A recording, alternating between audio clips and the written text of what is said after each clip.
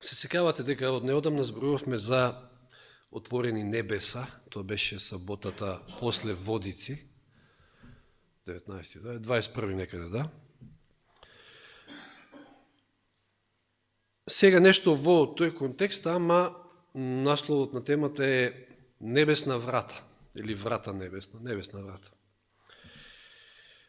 Отвараме во Битие, 3 глава, самиот почеток, значи во 3 глава, кога човештвото паѓа во грев. 3 глава го читаме 24 стих.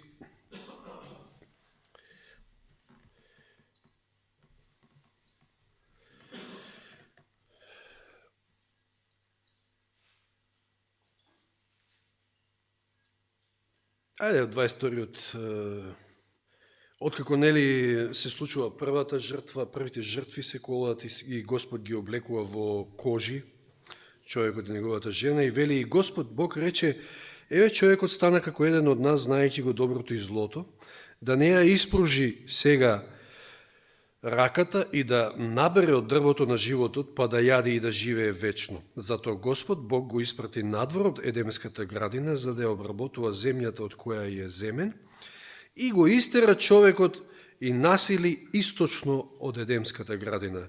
И херовими со пламенен меч, кој се вртеше околу, нели, постави, за да го штитат патот кон дрвото на животот.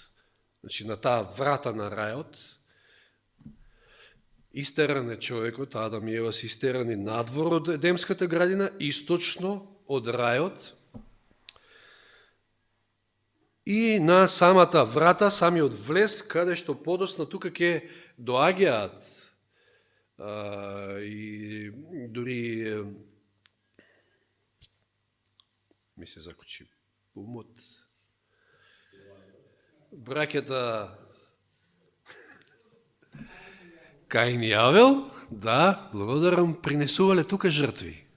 Пред самата врата, пред самиот влез на Едемската градина, и таа тука била присутна како сведок, им стоела пред очите се до кога, сеќавате ли, знаете ли кога Господ ја вземал горе на небо некаде, пред потопот, да, тука некаде, да.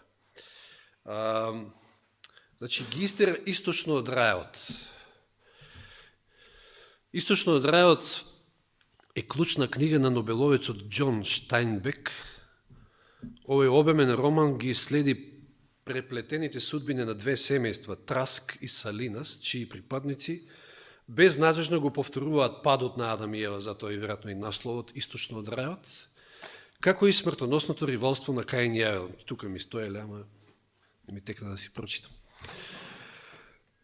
Дејството се случува конкретно на 19 почеток на 20 век во Калифорнија, значи малку така модерна верзија на Адам и Ева, да кажеме. Романот, но според романот е снимен и истоимениот филм Источно од рајот, не знам дали некој сте го гледал по старите генерации, може се сеќаваат, со Джеймс Дин, познатиот холивудски глумец, младиот Джеймс Дин, кој што изглуми во 2,5 или 3 филма и потоа почина во сообраќајна несреќа.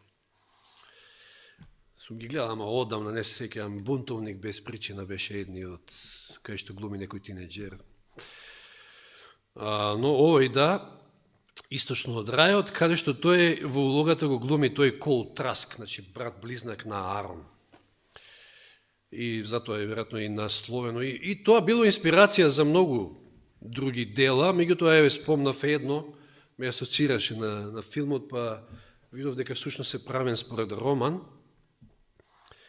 И еве го оној цитат од Патриарси и пророци, вели, пред вратата на рајот, пред која сега стражареле херовими, се откривала Божјата слава.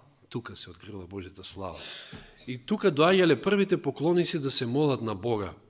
Тука се подигнати олтари и принесувани жртви. На тоа место и Каин и Авел ги принесувале своите жртви и тука Бог доаѓал да разговара со нив. Тоа било посебно место на некој начин, знаете, уколку било жалосно тоа, замислите си, пред вратата сте на Едемската градина, пред вратата на рајот, а не ве пуштаат да влезете. И тука му се молите на Бога, тука му принесувате жртви, но треба да потрае, целиот процес треба да потрае планот на спасението треба да дојде ветениот Месија, па да се отвори таа врата или да се овозможи тој пат до небото повторно.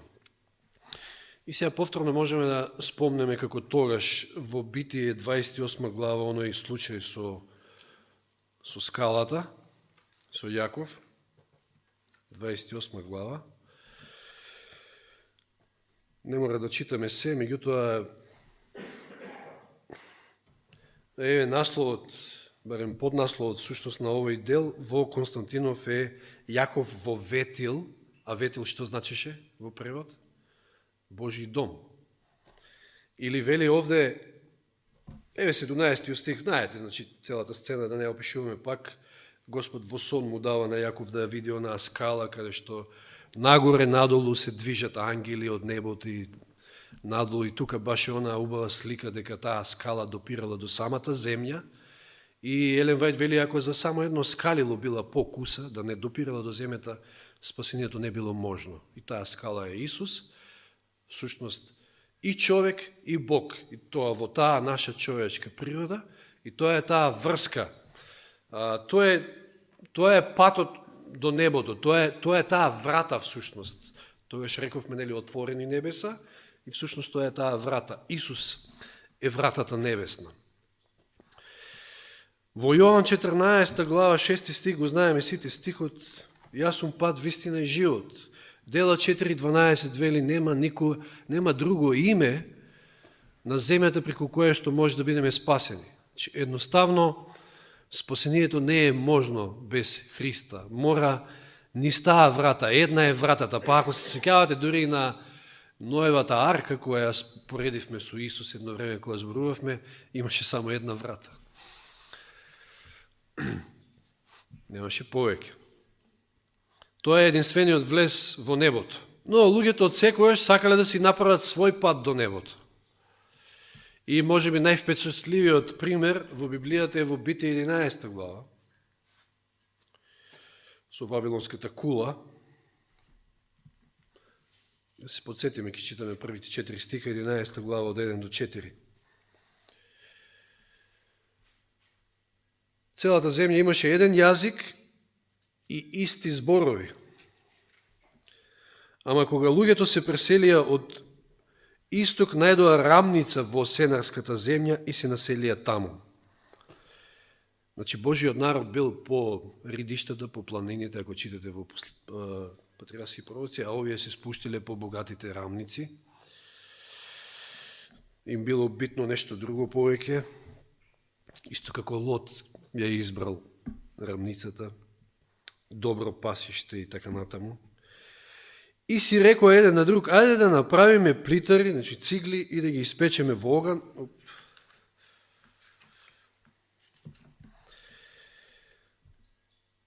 Плитарите им беа место камен, а смолата место кал. Е она смолата, оној водоотпорен материјал, што го користеле за како некоја сигурност да не се случи пак потоп. Тогаш рекоа, ајде да си изградиме град и кула со врв до небото. Да стигнеме некако до небото. Да си спечалиме име, за да не се распрснеме по целата земја.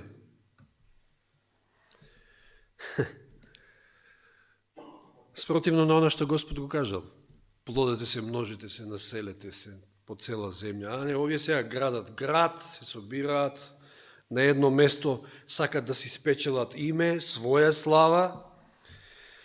И Господ слезе да ги види градот и кулата, што луѓето ги градеа, како да он не гледа, нели, од озгора, меѓутоа другом беше намерата и, значи, да се опише она негово незадоволство и акција од негова страна во вакви ситуации, кога место да се прослави Бог, всушност сакаш самиот да се прославиш и да си изградиш име. И Господ рече, ете, еден народ се со еден јазик, реков до 4 стих, окей, но ова е само почеток на нивните настојувања. Сега ништо нема да им биде неостварливо, што и да намислат да направат. Да слеземе и да им го измешаме јазикот, за да не се разберат еден со друг што зборуваат. Така Господ ги распрсна Оттаму по целата земја и прекратија да го зидаат градот. Затоа е наречен Вавилон, зашто Господ го измеше таму јазикот на целата земја. Господ го нарече Бабел, од еврејскиот глагол Балал, што значи конфузија, што всушност е и Вавилон, да и денешниот. Меѓутоа Нимрод, кога го изградил Вавилон, му ставил име по неговиот таму јазик, Бабил или Бабилу, што значи Божја врата. Интересно. Божја врата. Еве, ние ќе изградиме кула, ние ќе си направиме наш начин како да влеземе во небото. Наша врата. Нема други врати, една е врата, еден е пат. Меѓутоа, тоа е тоа настојување од секојаш кај луѓето.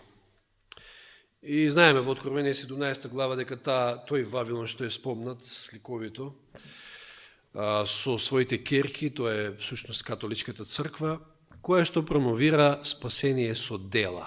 Тоа е тоа што го гледаме уште од овде. Ние да си изградиме пат до небото. Ние на наш начин ќе се спасиме. Нема друга врата. Вратата небесна е Исус, нема друг начин. Не постои. А како символ на тоа спасение со дела е токму неделата. Интересно, ама на наш јазик значи нешто друго. Недела. Недела демек. И како велеше мајка ми на времето, сабота на работа, демек као нешто. А недела, не делај, не работи. А всушност неделата е символ за спасение со дела. А саботата е символ на спасение преку вера, затоа што вели Господ, како што Господ се одмори од своите дела, така и вие да починете, да влезете во неговата почивка, да се одморите од своите дела. Што вели коментарот од Патриарси и пророци. Вели, жителите на Вавилон решили да основат владење што би било независно од Бога. Меѓутоа, меѓу нив, понели, со тоа што направиле токава кула, меѓу другото, целта им била да изградат кула што ќе биде повисока над највисокиот врв, затоа што ако утре се случи потоп, да се спасиме таму некако горе, па и смолата е во тој контекст. Значи, ништо не му веруваат на него, сосема независни од него, меѓутоа, меѓу нив имало и такви вика кои се боеле од Господа, но биле измамени со тврдењето за безбожниците и вплеткани во нивните планови. Заради тие верници Бог ги одложувал своите казни и на луѓето им дал време да го откријат својот вистински карактер. Кога се откриле нивните намери, Божите синови настојувале да ги одвртат од тоа, но овие биле наполно единствени во својот потват, видовме од текстот колку биле единствени, кој представувал дрзок предизвик за небото. Кога тие не би биле спречени во нивните намери, светот морално целосно би се изопачил уште во своето детство, уште на почетокот.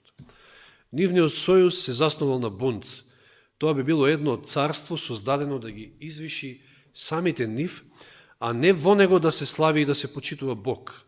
Кога на тој сојуз не би му се застанало на патот, би завладеала сурова сила и правото на посилниот, а правдата, мирот, среќата и безбедноста би биле протерани од земјата, исто како и современиот Вавилон. Такво нешто спрема. Власт со сурова сила, иако нели сето тоа е се уште така ни го прикажуваат премачкано со демократија, со правата на луѓето, со не знам што. А како одиме, значи, кон последокот, се повише се збори за правата на луѓето, а се помалку права имаат луѓето. Страшно.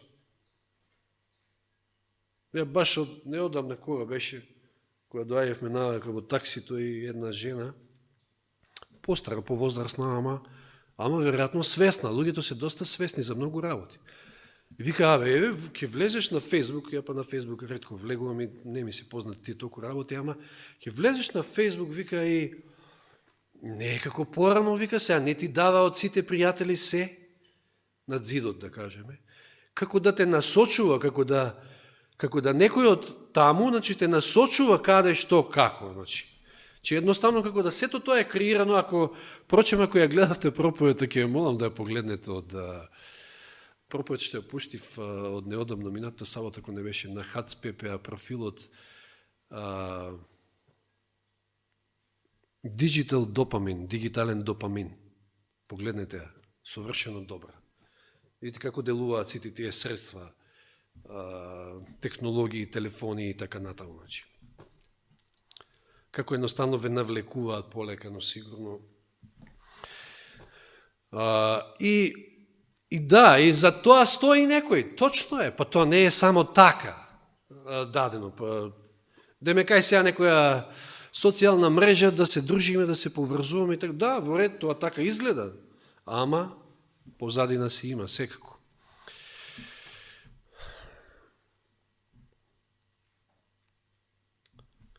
Сето тоа е всушност подготовка во тие нивни планови да еден ден едноставно имаат како натацна се за нас. Цело ID, значи буквално се, какви сме, што сакаме, што гледаме, што не е, така натаму и така натаму. Наместо, вели, божествените правила кои што се свети, праведни и добри, како што вели во Римјаните 7:12, луѓето со сила сакале да постават закони што одговарале на намерите на нивното севишно и свирепо срце. Во така наречениот христијански свет, друг цитат, да видиме од каде беше овој,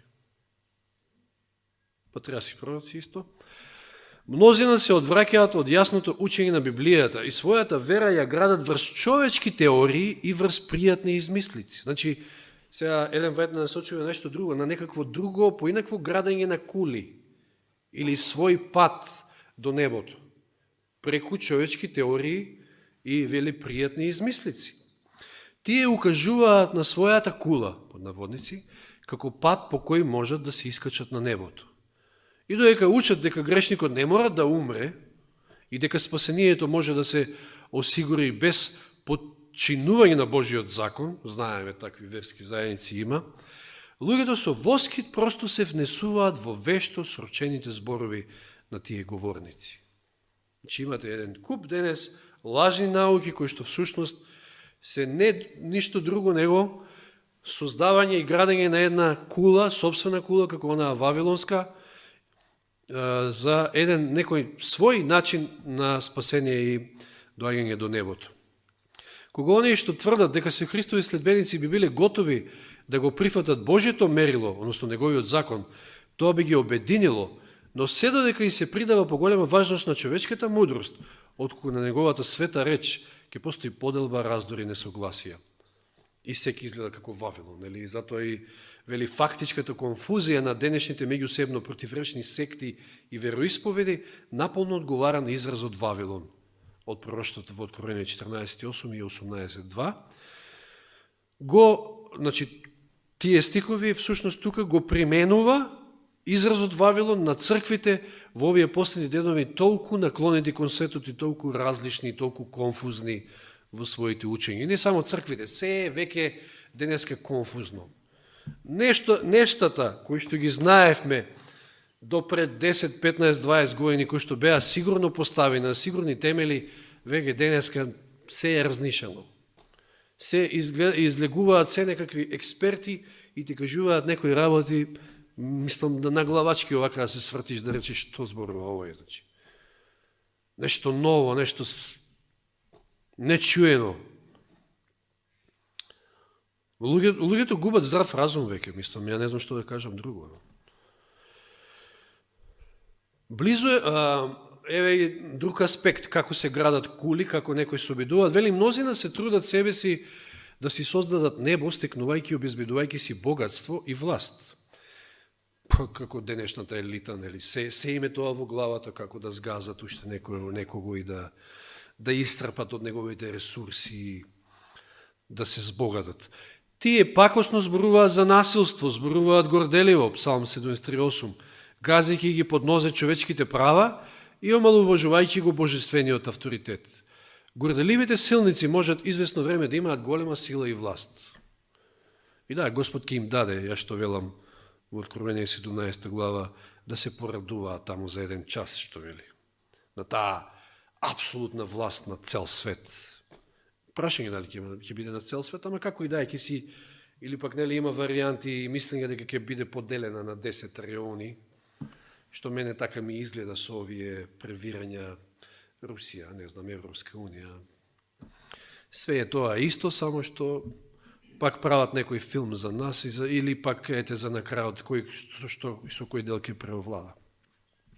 А сите се едномислени, како што вели, или барем ќе станат едномислени, како што вели баш Откровение 17 глава. Значи, газејки ги под нозе човековите прави, омаловажувајќи го божествениот авторитет. Горделивите силници можат исто време да имаат голема сила и власт. Можат дури да бидат и успешни во се што ќе преземат, но на крај ќе доживеат само разочарување и беда.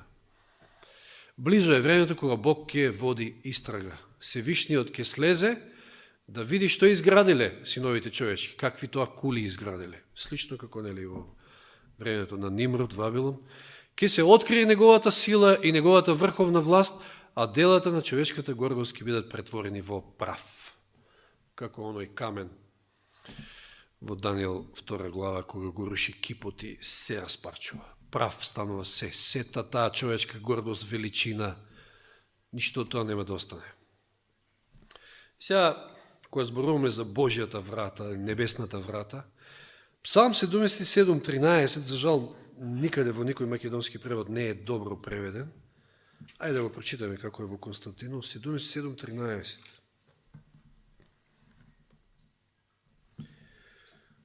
Овој превод вели: О Боже, свет е Твојот пат. Кој е Бог толку голем како нашиот Бог? Како велат други преводи? Имате ли можда друг превод, освен Константинов? О Боже, свет е Твојот пат. Добро, нешто слично, веројатно. Но англискиот е одличен, King James. Твојот пат, о Боже, е во светилиштето, или низ светилиштето, преку. Така нешто слушно влаче, така најден, да. Тоа е King James? Да. Да. Во светилиштето, да. Твојот пат, Боже, е во светилиштето. Во светињата. И навистина, сме зборували често пати, многу убава тема, мене во Шведска ми беше едно од најумилените, значи, сите тие символи, се е со свое значење. Тоа е патот и наш, патот на спасението и нашиот пат, патот на грешникој, како да дојде до повторна средба со Спасителот, со Господа, во светињата на светињите. Предворието што представува? Тоа е покајанието, тоа е првиот чекор кога доаѓате кај Господа со жртва и така натаму, крштевањето. Потоа првиот дел од светилиштето. Тоа е посветувањето, процесот на посветување. Значи првиот е оправдувањето, покајанието, сето тоа, потоа посветувањето и на крајот прославувањето во светињата над светињите. И Елен Вајд вели, не за џабе, со вера треба да го следиме првосвещеникот Христа. И ние денес треба да сме не само со мислите насочени таму горе, каде што тој се застапува за нас, туку и да сме влезени, всушност, значи посветени. И еве, сега да ги видиме вратите, така да кажам, да се изразам на светилиштето. Знаете, немало, зборам за шаторот, нели? То се било платно, немало врата баш класична, туку била како завеса, еден вид платно. Да видиме, во Излез ке читаме. Излез. Излез 26. 31. Ова, одма да ви кажам дека е третата врата, односно, така да кажеме, или тоа е меѓу светињата и светињата на светињите. Збориме за таа завеса. Тоа е трета, пошто имало три, нели? Три дела, три влеза. 26:31. Направи завеса од љубичесто сино. Други преводи, сино е всушност тоа. Црвено и темно црвено предено, или пурпурно некаде вели, и од препреден лен. Нека се навезени херовими врз неа. Значи сите зависи биле со истите бои, еве сега ќе читаме, и првата, и втората, и третата, разликата било само во оваа третата, што имало навезени херувими на оваа завеса која што ги разделувала светињата на светињите. Одиме, еве, наназад, односно не, напред, 26 глава, 36 стих. Значи, истата глава, 36. А на влезот во шаторот, ова е втората врата, втората завеса, направи завеса од љубичесто, црвено и темно црвено предено и од препреден лен, везано со вез. Тоа е. Без херовими, значи истите бои ги имате. И 27 глава, 16 стих, ова е првиот влез, дворот во шаторот е под насловот е, значи влезот во дворот од шаторот, 16 стих од 27 глава, за влезот во дворот, везена завеса од 20 лакти од љубичесто, црвено и темно црвено предено и од препреден лен и со своите 4 столба и нивните 4 подножја. Добро. Истите бои ги има. Јас би сакал покрај, се спомна Андри, Рушану, се надевам тамо, ќе се договориме, ќе се контактирам јас неделава, како рековме, на крајот на март или почетокот на април, пошто видов дека средината на април е Великден. Али би сакал и Паул да го доведеме повторно, го викнеме, затоа што тој на времето ме прашуваше која тема да ја одржи. Јас бев секојаш за светилиштето, тоа го спомна светилиштето, ама он последниот пат одлучи една друга тема, се сеќавате која беше. И се надевам, така и ми даде ветување, ќе треба да исконтактирам со него и да дојде исто еден како семинар да не одржи овде за светилиштето. Значи фантастична тема е тоа, јас уживам во таа тема. И ова е само еден мал дел само, значи колку сето тоа што е во светилиштето има свое значење. Сината боја првин. Што символизира сината боја? Сеќавате ли на некој детал? Добро, законот или послушност, сушност? Да, нели оние сини реси што требало да ги прават на облеките, ајде да не бараме во броеви, тоа е 15 глава, од 37 до 39, ако чисто за забелешки земате. А пурпурна или онаа темно црвена? Тоа била царска боја. Сеќавате Исус како го облекле, го наметнале? Ајде, Јован 19 глава. Што носат свештениците во католичка црква? Каква боја? Да? Црвена и темно црвена или црвена и пурпурна. Ама нема сина кај нив.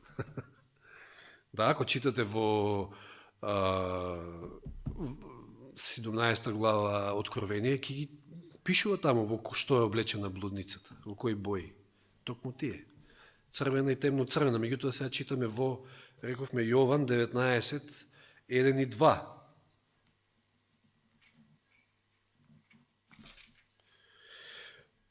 Тогаш Пилат го зеде Исуса и го бичуваше, а војниците исплетоа венец од трња, му го ставија на главата и го наметнаа со пурпурна облека. Еве го царот. Си смевале со него. Ова ќе ти биде круна и пурпурна облека. Царска боја.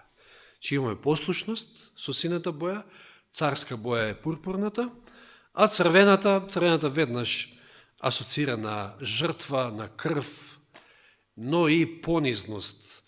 Псалм 22.6. Сегавате пошто е значаен 22 псалм. Не заборавајте, 22 псалм Исус почнал да го цитира на крстот. Боже мој, зошто ме остави? Тоа е првиот стих од 22 псалм, но читаме 6-тиот. Тука низ целиот псалм имате доста пророштво за Месијата, но 6-тиот не интересира. А јас сум црв, а не човек, срам за луѓето и презрен од народот. Црв. На времето црвената боја ја добивале од соодветни црви таму доле на истокот. Па може би јас сега се прашувам, не сум толку по тие работи, меѓутоа црв, кај нас може би црвот се вика баш заради црвената боја, или па називот на бојата дошло од таму, не знам како и да е, црвено, има нешто како и да е, но црвената боја символизира, значи, жртва, крстот го символизира, понизност, крв. И белиот лен, оној препреден лен, тоа е Христовата праведност, тоа знаеме. И сега да отвориме Филипјаните 2 глава, она многу убава глава. Значи, зборуваме за завесата, зборуваме за вратата небесна, дури вратата, значи, зборевме за светилиштето, влезот во светилиштето. И, како реков, Филипјаните, да, 2 глава, еден прекрасен опис за нашиот Спасител, како одлучил, се симнал долу, станал како еден од нас и послушен до смрт на крст, но сега ќе ги видиме овде и понизноста, и послушноста, и жртвата. И сето тоа го прават него како цар. Од 5 стих. Имајте ја во себе истата мисла која беше во Исуса Христа, кој иако е во Божие обличје, не го сметаше како грабното тоа што е еднаков со Бога. Туку се лиши сами од себе и зеде обличје на слуга, од ова поголема понизност, не знам, и дури понижување, да кажеме, слуга станувајќи сличен со луѓето. И откако се најде во лик како човек, тој се понизи сами од себе, еве, и стана послушен до смрт. Гледаме црвената боја, сината боја, да, жртвата, понизноста, послушноста, дури до смрт на крст. Затоа и Бог го превозвиши и му подари име. Еве како се добива вистинско име, се спечалува, односно под наводници не се спечалува, ние не можеме да го спечалиме, го добиваме, да ве како Исус го добил.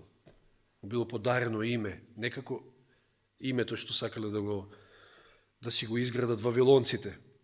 Преку послушност, преку понизност, преку жртва, затоа и Бог го превозвиши и му подари име што е над секое име и во Исусово име да се поклони секое колено на оние кои се на небото и на земјата и под земјата.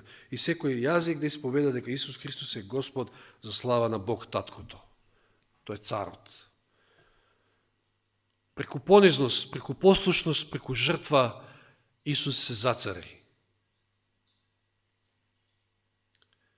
Дори ако земете, одамна беше 7-8, ликовно. Одамна, наистина. Одамна не сум мешал бои, меѓутоа ако измешате сина и црвена боја, што ќе добиете? Да, темно црвена, пурпурна, да. Да. Послушноста со жртвата цар.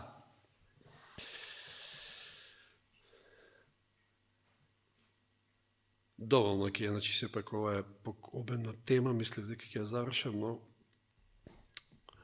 во прва брзина. Еве гледате како на многу места низ Библијата гледаме дека Исус е таа врата. Еве, ајде, следниот пат ќе остане тоа за Јован 10 глава и вратата на трлото. Овчарникот вели таму, трло е по-нашки, јас така го знам. За тоа малку ќе стане збор. За сега толку, за вечерва толку. Нека му е слава на Господа, обезбедил пат, обезбедил начин и тоа е само еден начин, нема други. Ова е, нели, политички некоректна тема, но тоа е тоа и за муслимани, и за будисти, за било кои други исти. Важи тоа. Преку Христа се доаѓа до спасение и до небото. Нека му е слава нему. Амин.